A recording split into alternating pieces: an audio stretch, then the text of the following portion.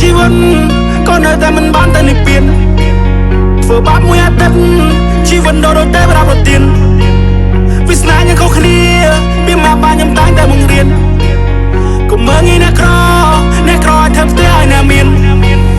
កុំមើលងាយខ្លួនឯងមានវាសនាជាងអ្នកផ្សេងអ្នកខ្លះសុំមករស់ធ្វើការបានតែហូបហើយនឹងគេង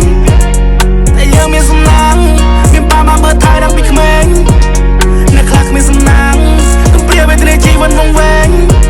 ព្រមលិខិតជាណាជាអ្នកបង្កើតទុកសោកគ្រាន់ត្រឹមបាយ3ពេលអ្នកខ្លះថាជាជនឆោបោកស្បែកជាងមកគូដូចគ្នាខោត្រង់តែមួយថ្លៃមួយថោកអ្នកខ្លះផ្ញើជីវិតតាមនាវារត់ថែមិនសូវដែលឡាកោលាពីត្រនំមកឆ្ងាយដារងបាយរងលុយចូលផ្ទាំង Don't make your mama cry គេតែកលអូតែឃើញថ្ងៃរឹងកុំឲ្យទៅមិនដឹងទេបដាវាស្នាវាមិនឈ្នះកុំឲ្យទៅមិនតញណាប្រព្រឹត្តការចំណាយគ្រប់យ៉ាង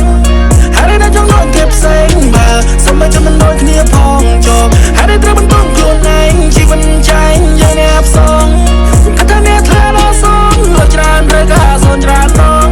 ជីវិតនេះគឺជាសំណួរសួរឆ្លើយដល់បញ្ហាជីវិតក៏នៅតែមិនបានទៅនិព្វាន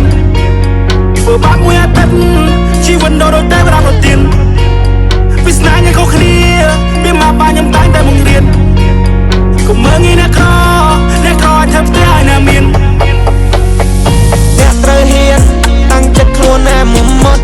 មួយជីវិតនេះរស័យក៏វាមានតែគំនិតកម្លាំងកាយជាអាវុធខ្លួនតចង់លោឡាសវៀនយើងវាយវាដល់ទីបំផុត